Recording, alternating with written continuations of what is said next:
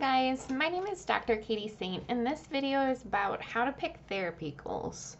Sometimes people feel a little bit overwhelmed about where to start. And so there's a series of questions that we can go through to kind of help you figure out what your priorities are.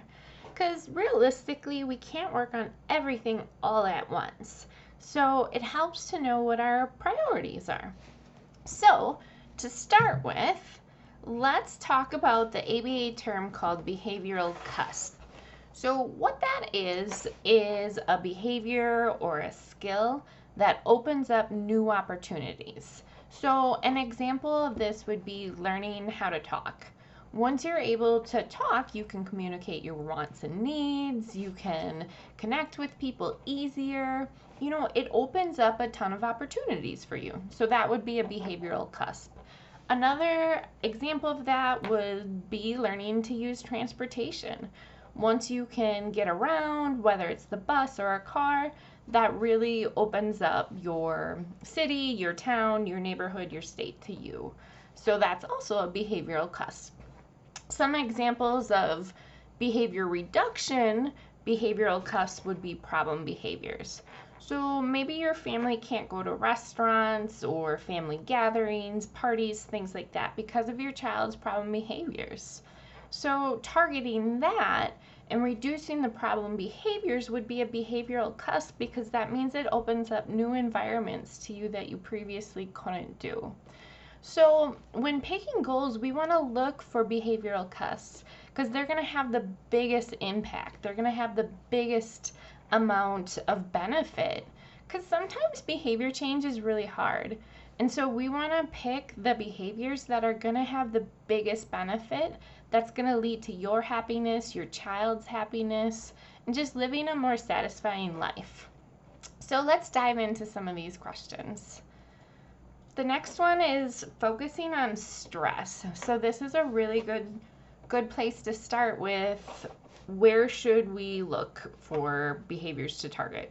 So think about your home life. Parenting all children is stressful sometimes. And so if we can think about, okay, when do I feel most stressed as a parent? What sort of activities, what sort of situations? Do I sometimes feel overwhelmed, or do I sometimes feel like, oh my gosh, like I just need a break from my kids right now? We all feel that way sometimes. And so if we can kind of figure out what those situations are and target them, we can reduce that stress, and that'll help bring peace to your family life, and it'll bring peace to your mental health. And plus, in the end, your kid's happier too. So try to analyze that. What stress do you experience, and what behaviors are related to that stress? Next one is what makes you sad. So a really common thing for parents with disabilities is they're grieving different losses. So for example, parents have opened up to me about when other kids are going to prom or getting their driver's license.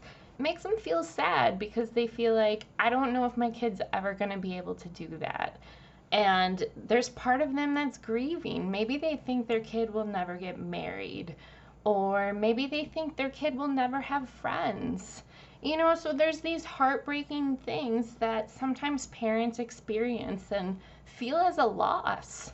But what's cool about ABA is what we perceive as a loss might not be. There might be a way that we can develop those skills and make it so they can achieve those things.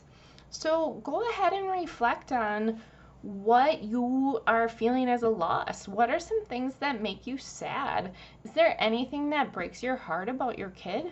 Let's target that. Let's work on that. Okay, next, what are relationship blockers? So we all have this desire to connect with our kids and have a good relationship with them, but sometimes they do things that make it really hard. For some of our kiddos, they stim so much that it's hard to have a conversation with them. Or maybe they only want to talk about their interests and they go on and on and on and on. Or maybe they have problem behaviors. What is it? Can you identify something that is serving as a barrier from you connecting with your child? Maybe it's their limited leisure activities. Maybe all they want to do is watch 30 seconds of a movie on repeat. So there might be these different things that serve as a barrier. And if we can identify those things, we can work on developing those skills to help you better connect. Next is what are fun blockers. So this is really similar, but to have a happy family, it's really nice if you can have fun together and be silly together. Can you think of any things that serve as a barrier for that? What is making it hard for your family to have fun together? What is making it hard for your child to have fun? Is his anxiety spiking? Does he get overwhelmed when there's too much energy? Does he get overstimulated? What are those fun blockers? Explore those and try and come up with what they might be. And as a therapy team, we can work on that then so that we can increase the fun level in your home. All right, let's go to the next one. Okay, next, what is practical and functional? So a really common example of this is a lot of the kids that we work with are picky about what they will eat. So sometimes we target foods that are at most places, like hot dogs, for example, so that when the parents go places, they know at least my kid will eat a hot dog and I can get that just about anywhere. A lot of times parents are doing extra work packing lunches and all this extra stuff because of their kids' picky eating. So if you can think of any examples like that of, if my kid did this or didn't do this, this would be extremely practical for my family. Another example is riding in the car.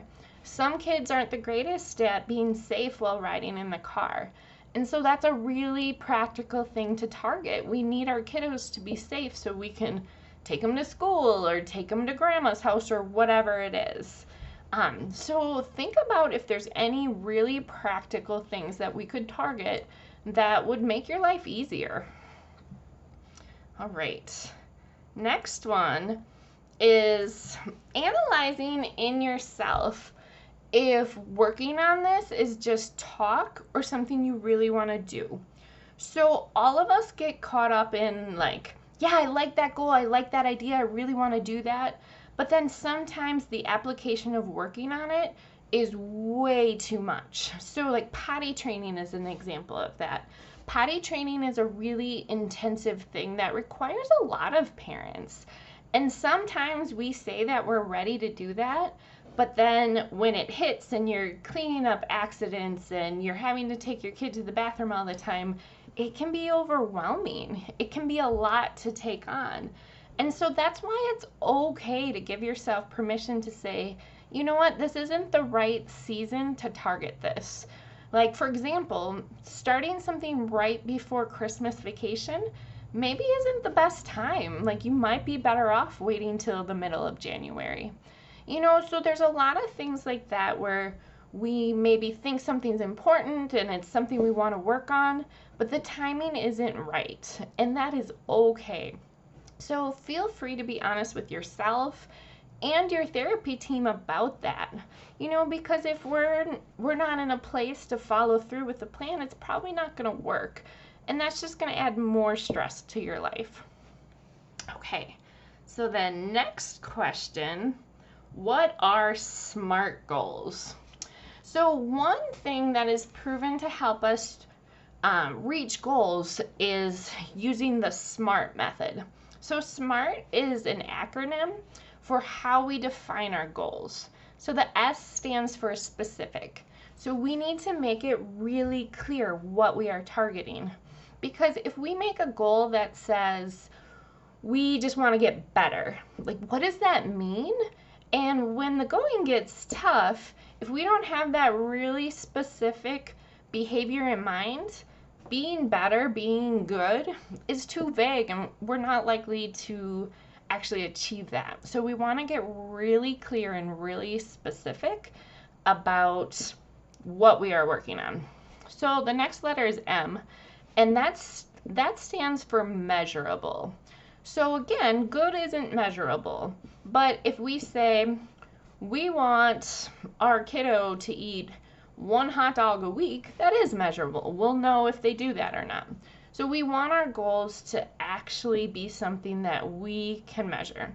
And the research actually supports that if you take data on your goal, you are more likely to achieve it. So that's part of why we want it to be measurable. So the next one is R, and that stands for realistic. So sometimes we have these great goals, but they're not actually realistic. And so that's where we want to really honestly reflect.